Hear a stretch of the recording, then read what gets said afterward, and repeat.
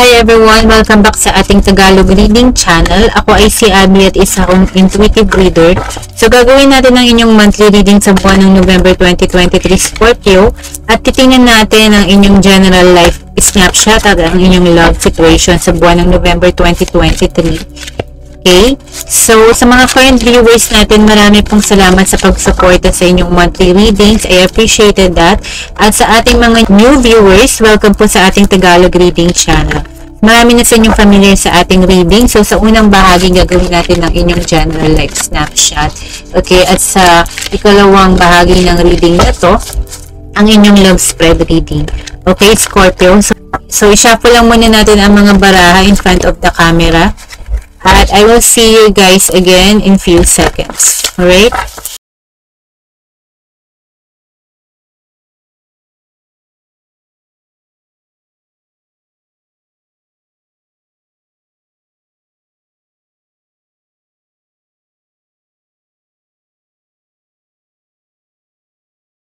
Alright, welcome back Scorpio. So, gawin na natin ang inyong general life snapshot. So, i-open lang muna natin yung mga cards in front of the camera at i-clarify natin ang mga baraha kung kinakailangan. Okay, Scorpio. So, sa position number 1, Scorpio, meron tayong 8 of Cups.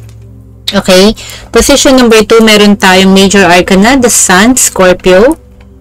Sa position number 3, meron tayo ditong King of Cups, Scorpio. Sa position number 4, meron tayong 3 of Cups, Scorpio. Position number 5, meron kang King of Pentacles. Position number 6, meron kang 2 of Pentacles. At the center naman, Scorpio, meron tayong Ace of Swords. So, umpisahan natin sa position number 1 mo, ang 8 of Cups. So, may mga bagay tayo na kailangan ng i-let go sa buhay natin na hindi na nakakapagpasaya sa atin, Scorpio, no? Kasi ang 8 of Cups, kung tingnan mo to, mayroong mga situations dyan, one or more situations na hindi ka na-fulfill emotionally. So, wala kang choice ngayon, or the only choice that is left for you is mag-walk out ka na dyan, or mag-walk away ka na, at hanapin mo yung fulfillment na kinakailangan na deserve mo para sa sarili mo, somewhere else. Yun yung sinasabi dito. So, yun yung kailangan natin i-release para sa buwan ng November, Scorpio. Ngayon, i-clarify muna natin ang 8 of Cups para sa ating Scorpio. So, Scorpio, meron tayong Ace of Wands. Yes. So, naghahanap tayo ng mga new beginnings, no? You're in quest sa mga bagong excitement, bagong journey, bagong mga interesting na mga connections and situations. Okay? So, yan ang kailangan mong energy para sa November 2023 Scorpio. Okay? Kasi, ang release kasi is either yung mga bagay na kailangan mo rin i-unleash within yourself, no? So, hindi lang ito yung mga bagay na kailangan mong i-let go. So, positive tong lumalabas na to. So, kailangan nandun ka sa journey or nasa quest ka pa rin na maghanap ng bagong exciting and adventure things sa buhay mo. Yun ang sinasabi dito. So, be it sa career mo, mga new beginnings sa bagong simula, or kahit sa mga family and personal relationships. Okay? Pwede mong i-apply yan. Okay? Sa position number 2, meron kang Major Arcana, the Sun. So, kailangan mo ipagpatuloy na maging optimistic. Okay? I think whatever yung nangyari sa nakaraan, I don't think na makaka-apekto yun fully sa'yo. Okay? Hindi ko nararamdaman na parang na drag ka for tulong ng situation na yon kasi nasa moving on stage ka at nandito ka sa Sun card mo na napaka-positive na baraha sa court card at Major Arcana to, no? Is something na hindi mo kailangang gamitan ng sobrang lakas or effort para lang, alam mo yon, maging masaya ka or maging positive ka pa rin yung outlook mo kasi it's something na yung energy na binibigay siguro ng paligid mo rin sa'yo. May mga moral support ka, may help, may aid na dumadating. That's why parang wala ka sa dark. You're not in the dark kahit na may mga bagay na nagpalungkot sa'yo or nagpa-upset sa'yo or na-disappoint ka. You don't live in the dark. Kumbaga, napaka-positive mo kasi may moral support ka na nakukuha. Yun yung kailangan mong ipagpatuloy, no? It just comes naturally sa'yo. Ngayon, let's clarify itong Sun, Major Arcana, para sa ating Scorpio, no? Okay. Sa Scorpio, meron kang Four of Wands. Okay? So, yun yung sinasabi ko sa inyo na, mas stable and secured ka. Okay? Yung bagay na iiwanan mo, no? Mag-bring pa ng more stability, security, at joy sa'yo sa November 2023. Ito yung kailangan mo ipagpatuloy. Nasa good space ka ngayon. Yung energy mo napakaganda. Okay? Kasi major arc na to. Tapos, binakapan ka pa ng Four of Wands. So, makikita mo dito, may mga stable support ka, mga relationship na nandyan sa'yo, na nakaalalay sa'yo. Okay? So, it could also be ikaw yon sa kanila. Okay? Na parang, mas reliable ka, mas dependable ka. Kasi ito is foundation. Pag sinabi mong Four of Wands, yan, parang, apat na wands may umikot ng mga bato dyan, diba? Tapos meron pang nakapalibot ng mga flowers, tapos may doves pa na dalawa. It's also about mending, no? Kailangan mo ipagpatuloy with someone or about someone. Okay? Kasi may two doves at may dalawang tao dyan. Pwede rin tong connection, isang love connection. Okay? So, maaaring magkaroon ka rin ng reconciliation with someone. Okay? It could be a family member. Pwede rin personal relationship mo, friends, or a lover. Okay? And this time, yung kailangan mong ipagpatuloy is mas maging, alam mo yun, stable lang, and relax, and balance yung mga sitwasyon sa buhay mo sa November 2023. Now, sa manifestations mo, Scorpio, meron kang King of Cups, no? So, it could be a person, kasi quite to. Could be ikaw to. Pwede rin isang energy to. Lately napapasok for November 2023. Emotionally matured. Yun yung manifestation mo dito. It could be a person na minamanifest mo na sana mag-mature ikaw to, na magka-come out as a matured person. Okay? Na kaya mong i-handle yung emotions mo against all odds. Okay? Tingnan natin. Paki-clarify po ang King of Cups para sa ating Scorpio collective.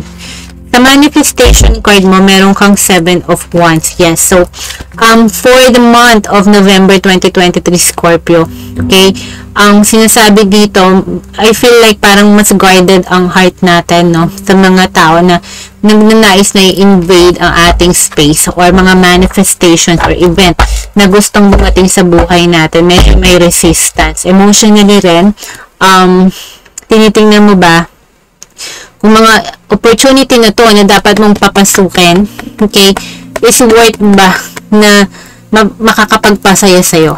Okay, yun ang hinahanap mo ngayon. Yung fulfillment emotionally. Kasi at one point naramdaman ko baka lonely ka. Okay? Okay, i-release mo yun. Yan yung Eight of Cups eh. Or nasa place ka ng parang you're lost or you don't know kung paano ka mag-uumpisa, where you left off. But yun yung hinahanap mo. So, next time na magkakaroon ka ng new beginning, I think yung mga manifestation mo, hindi basta-basta mo papapasukin. If-filter mo, mas magiging picky ka. Nagmamanifest ka ng mga tao or mga situation sa buhay mo, dreams and aspirations mo, no? Kailangan, is this something na makakapagpasaya sa'yo? Okay? Na magbibring ng emotional security at maturity at stability na hindi ka nag-worry na baka lahat to isang araw temporary lang. Hindi yun ang hanap mo. Gusto mo is something na may emotional fulfillment. Okay? Which is maganda. Alright. Ngayon naman, tingnan naman natin yung ika-apat na baraha mo, meron kang Three of Cups sa external energy, Scorpio. Okay, maaari may reconciliation, may celebration na mangyayari sa November 2023, Scorpio, coming together din. Okay, i-clarify natin to para sa ating Scorpio.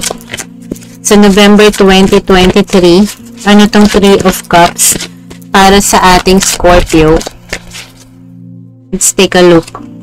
Okay, ang Three of Cups, guys, ay may Ten of Cups na clarifier. So, ang sinasabi dito, it could be may love situation or a family or personal relationship ka na may, finally will come into full circle, no? Yung emotional satisfaction is parang love is in the air, no?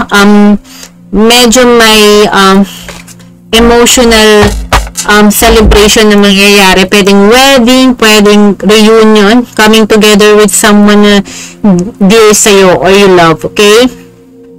Para may marirealize ka dito, emotionally na makakapagpasaya sa'yo, could also be a love situation, okay? marriage. Yun yung sinasabi ko dito. Commitment. But I do see na there's something to do with maybe wedding celebration as well. Ganon, no? Mga ganun example to eh. Kasi 10 of Cups yan, tas may 3 of Cups. Ano pa ba ang evidence na kailangan mo? So, may external energy dito na makakapagpasaya sa'yo sa November, no? At, kasi ikaw tong si King of Cups. Ba yan yung hinahanap mo, yung minamanifest mo. So, baka sa November may dumating. Mamanifest mo nga kasi ito yung hinahanap-hanap mo in the recent past or recent weeks or months pa yan, okay? Ngayon naman, sa position number 4 mo, guys,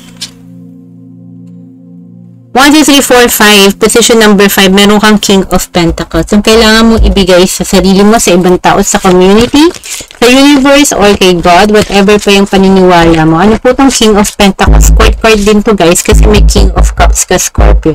So, ang King of Pentacles para sa Scorpio, paki-clarify po. Position number 5, Knight of Swords. So, may news na papasok dito, Scorpio, no? Ang Knight of Swords, may dalang information, communication, mabilis to. I felt like parang ibibigay to sa'yo, ibibigay mo sa ibang tao. Okay? Etong finally na offer of commitment, offer of stability at security, yung longevity, yung long-term commitment. Ito yung kailangan mong ibigay sa sarili mo rin or ibibigay sa'yo or vice versa. So, it could also be, alam mo yun, news or information about money as well na papasok, no, na parang good news siya dahil nandiyan ang King of Pentacles. Maaaring may inaantay tayong news, information, or balita na about money, about career, about a job offer. Okay? It has something to do with something tangible na pangahawakan mo sa material realm, mga material possessions mo rin na maaaring mag-grow or good news about it. Magkakaroon ka ng bagong trabaho, magkakaroon ka ng good news about sa mga investments mo, sa business mo, sa family situation mo even, okay? Ngayon, sa position number 6, meron tayong 2 of Pentacles. So, ang new beginnings mo, I think, magiging madali para sa'yo. Okay, or meron kang magkakaroon ka ng mga 1 or more beginnings. Kasi 2 of Pentacles yan. Kung kita mo siya, para siyang clown, no?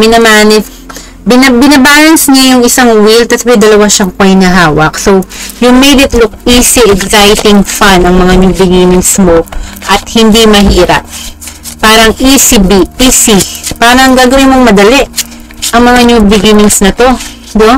So, let's see, ano itong 2 of Pentacles para sa Scorpio? Scorpio, may 8 of Swords ka. So, okay. So, sa mga new beginnings mo rin, pwede mong basahin to na may situation ka kasing inalisan before, 8 of Cups and 8 of Swords to, na mentally stress tayo, no? Na nag-worry tayo, na-deplete yung energy natin, yung mental stress natin, sobra-sobra. Yung mental, space natin, parang yun at yun na lang ang iniisip natin at wala nang iba na feeling natin, wala tayong magawa na bakit ganito tong taong to, bakit ganito tong connection na to or yung situation natin sa buhay, no? Na paulit-ulit natin iniisip na baka siguro wala pa akong trabaho, ang hirap maghanap ng trabaho ngayon, ginagawa ko naman lahat. Ano mo yung mga situations sa feeling natin dead end na, pero actually may solution naman na darating doon. Okay, yun yung mga nasa new beginnings mo. So, sinasabi dito, yung mga worries and anxieties mo, i-lift up mo yan. Kasi it's not actually really dead end or a problem. Hindi siya problema. Hindi rin siya sa walang solusyon. Meron, pwede kang lumabas dun sa 8 of Swords. So, nakita mo naman eh. Hindi mo lang nakikita na may escape, ang dami. Napalibutan ka man ng 8 swords dyan, ang daming daan, no? So, hindi mo nakikita. You're refusing to see na may solusyon, no? So, finally, makakalabas ka doon at mahanap mo yung mojo mo. Whatever it is na napapastress sa'yo, no? Na nadidisappoint ka or nasasaktan yung hindi mo maisip, lubos may maisip or matanggap na bakit gano'n yung situation or yung connection, okay? Something na talagang binigyan ka ng mind games, pwedeng ganun din, okay? So, lalabas ka sa energy na yon, yun ang magiging new beginning mo, na ma-manage mo na, finally, yung mga thoughts mo. Okay, ma-filter out mo na yung mga negative thoughts and negative emotions or energy na yan. Okay?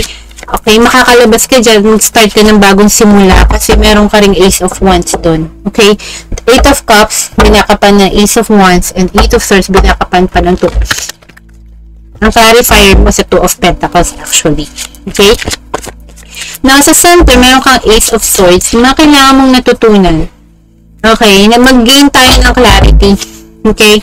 4 of Cups. May mga situation kasi na hindi tayo interesado or hindi sila interesado sa atin. Maaaring may nag-pull ng emotional energy nila sa atin at ganun ka rin sa kanila. Or maybe both, okay? Nawala ng interest sa mga bagay at sa mga tao, okay? Kasi nga, tayo kailangan mag-pull out dahil kailangan mo ng clarity. Yun yung kailangan mong matutunan sa month of November 2023 sa situations at mga connections mo around you, okay? So, yun na guys. Napakaganda ng reading nyo na very straightforward. I felt like may theme dito na kailangan mong mag-move on, okay, to better times para sa next chapter ng buhay mo, mas wiser ka nalalabas sa mga sitwasyon na yan kasi nandiyan na ang King of Cups. Natuto ka na sa lessons na yan. 8 of Cups, nag-walk out ka na. Kailangan mo ng bagong simula. Okay? Gustong-gusto mo na magsimula. Kaya, yung mga wands na pumapasok dyan, kahit yung Ace of Wands, yung beginning na yan, na Ace of Wands na yan, no? Pinipili mo yan, pinifilter out mo na. Ano na yung makakapagpasaya sa'yo? Ano yung makakapag-give sa'yo na emotional fulfillment na hindi lahat dapat i-entertain, hindi lahat dapat i-welcome. So, yung nandyan ka sa Ace of Swords, sa 8 of Swords na may confusion, finally, no, kailangan mo dyan yung clarity. Imagine mo yung the lack of clarity, yung in denial na ginagawa mo sa mga new beginnings mo, na nare-reject mo. It's because may way naman out, okay? You will make things look easier for you one day at a time. Okay? Sa November 2023, yun na kailangan mong matutunan. Kung hindi interesado, walang emotional investment, mag-withdraw. Gain clarity sa sitwasyon na yan. Kung kailangan mo magpahinga emotionally, gain clarity. Bakit kailangan mo mag-emotionally withdraw or lumayo o maging distant emotionally sa mga situations and connections mo. Okay? Pag-aralan, pag-nilay-nilayan. So, sana nag-resonate kayo, Scorpio, sa general life reading nyo sa November 2023. And, isa-po lang muna natin ngayon sa mga bara in front of the camera. And I see you guys in few seconds sa inyong love reading. Okay?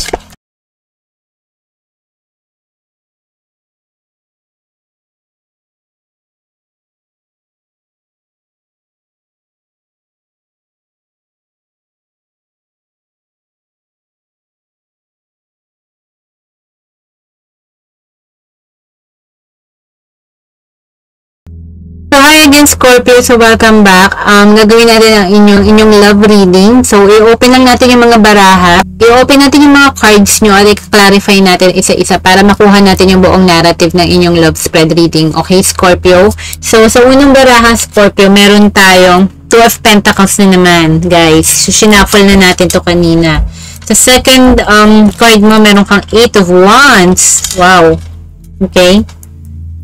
So, sa third, meron tayong Queen of Swords, court card. Sa ikaapat na baraha, meron tayong Knight of Swords. At sa ikalima, meron tayong 8 of Pentacles. So, ika-clarify lang muna natin tong mga barahan na to. Okay? Para makuha natin yung buong narrative, Scorpio. Okay?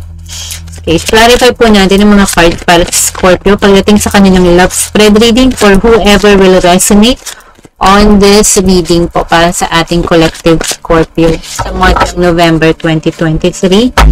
So, 2 of Pentacles, guys, kinlarify ng 9 of Cups. Okay? So, lumabas tong si 2 of Pentacles kanina sa new beginnings mo. You will make everything look easy. Okay? Yung sinabi ko kanina. 8 of Wands, kinlarify ng 2 of Swords. So, may 2 and 2 ka. 2 of Pentacles, 2 of Swords. Sa Queen of Swords, meron tayong 9 of Pentacles, may 9 of Cups ka. Wow. May mga double digits. Knight of Swords, Queen of Wands. Okay, 8 of Pentacles, merong wow. Major Arcana, the Lover's card. You cannot make this up. Okay, sa Scorpio, ito ang inyong reading dyan. So, like I said, no, kanina, sinasabi, may lumabas dun sa first reading mo, Why do I feel like yung general life reading mo felt strongly connected sa inyong love situation? Okay? So, you will make everything look easy dun sa new beginning mo. Lalabas ka dun sa pagiging stressful mo mentally, no? Nagwo-worry ka, may anxiety ka, may doubts ka. Let it go. Free your mind. Yun ang sinasabi dun. Why? Kasi may darating na fulfillment of wishes para sa inyo, Scorpio. Okay, for November 2023. And you will feel light. Mas magiging light, mas magaan ang kalooban mo, ang pakiramdam mo. Pag nangyari itong fulfillment of wishes na to, or the only time na darating itong fulfillment of wishes mo, pag na-find mo na yung balance mo. Kasi kanina, yung mental mo is medyo, nag-worry ka, lagi mo iniisip yata yung tao, or yung connection, or yung situation, kahit ano pa yan. But then, kailangan i-free up mo yung mind mo na yun. Make everything looks easy na. Mas maging happy ka, light-hearted ka. At that's the only time papasok ng fulfillment of wishes mo. Yun ang sinasabi doon. Pag nag-get out ka dun sa energy na nag-worry tayo about ano yung nangyari or mangyayari, ina-anticipate mo lagi. Huwag tayong mag-overthink, huwag tayong mag-overanalyze. Ngayon, don't say na hindi ko kayo winorn. May papasok na yung coming message. Okay? It may be unexpected, mabilis to, or masa-surprise ka. Incoming message to. But, alam mo yun, pwedeng, pag pumasok tong message na to, hindi mo alam kung anong gagawin mo. That's one way to read this. Or, ikaw or siya, uncertain whether mag-send ng message, or kung pumasok tong news na to, yun nga, you don't know what to do. Okay? You're unsure. Okay? Parang, ayaw mo muna mag-react, ayaw mong mag-budge in, ayaw mong gumalaw or gumawa ng kahit ano action. Kasi, guarded ka. Nandiyan si Queen of Swords. Okay? Okay, welcome ka mag-message. Welcome kang lumapit. Pero be careful, no? May hawak kong sword. I'm guarding my heart. Sabihin mo lang katotohanan. Be honest. Come to me, walang bullshit. Walang dishonesty. Walang pagsisinungaling. Walang two-face. Walang lying. Walang, alam mo yon, mystery. Ito ang gusto ko. Yon. Kasi, happy ka na, single ka. Diba? Happy ka na sa singlehood mo, or happy ka kahit wala yung tao na yan sa buhay mo right now. Nasa better place ka. Alam mo yon, yung comfort level mo ngayon, very empowered ka. From 8 of Swords, nag-transition ka sa Queen of Swords. Na ginagamit mo na ngayon ang utak mo in a good way. Na you know talaga before, pero pinipili mo lang magstay or mas stress na sa situation or sa connection, pero ngayon hindi na. Kasi, na-enjoy mo yung self-sufficiency mo. You have so much to give. Actually, no? Marami kang time and energy to invest sa mga connections, okay? At ayaw mong nasasayang yun. Yun yung nararamdaman ko dito sa barahan na to, Scorpio. Okay? So, may 8 of Wands, diba sabi ko sa inyo? Pero, undecided yatang isend, or pwedeng hindi ka gagawa ng kahit anong action pag narinig mo yung news flash na yan or message na yan from your person, or pwedeng ikaw mag-send nito. But the thing is, may papasok na Knight of Swords, may communication tong si Knight of Swords dito kay Queen of Wands. Mag-charge for to communication to, could be email, could be call, video call, whatever it is, kahit anong platform pa yan, by interaction. Okay? At yung interaction na yun could also be medyo honest, truthful, no? Okay? Yung communication na yan, and it could be two-person, no? Okay? Dalawang energy to. Ito, lalapit to kay Queen of Wands. Si Queen of Wands kasi nagagandahan siya. No? Goal-getter, career-oriented, lahat ng attention nasa kanya. You have it all. Kasi nandiyan nga ang 9 of Pentacles, eh. Diba? No? Careful ka lang, kasi nga, lahat ng lalapit sa'yo, like I said, diba, may 7 of Wands ka kanina, no? So, mag-ingat tayo sa mga pinapapasok natin. Pero ito, may news or information or communication na coming din. Pwede rin na from a person na sobrang interested ka or passionate or soulful sa'yo. Ganun ka rin. Ang tingin nila sa'yo, napaka-alluring, seductive also. And, alam mo yun, na-attract mo lahat ng mga tao, eh. Ikaw yung tipo na hindi ka siguro mauubusan ng mga taong interesado sa'yo. Pwedeng ganyan din si Queen of Wands, okay? So, okay pwede itong energy rin, no? Energy rin ng dalawang tao, okay? Siya or ikaw, i-reverse yung situation dito. Okay? At pwede rin itong energy lang na yung message na papasok will be something more exciting, you know, passionate, soulful, ganun, fiery, Aries, Leo, Sag. Okay? Ngayon, it takes two to tango. So, sa November, may decision kang ang gagawin. Kasi yung 8 of Wands na doon, nakita mo yung refusal to make a decision. Yung 2 of Swords, no? Ayan muna. Ito lang, pakita ko sa inyo. Diba? Okay. To way to read this, may mag-send ng message, hindi ka sigurado kung paano mo interpret, okay, or accept yung communication na yan. Or pwede rin na someone is hesitating na mag-send ng information, but, you know, sa November 2023, may decision kang dapat gawin. The Lover's card, ultimatum to, final showdown to, whether about the special soulmate mo, or feeling mong soulmate mo, whether to work hard with them or not. Okay? Kung magko-commit or mag-i-invest ka pa ba sa connection na yun or hindi. Don't say I did not warn you, Scorpio. Okay? So, sana nag-resonate kayo sa inyong monthly love reading as well. And I see you guys on the next month reading, Scorpio. Take care. God bless. Mahal ko kayo, guys. Bye!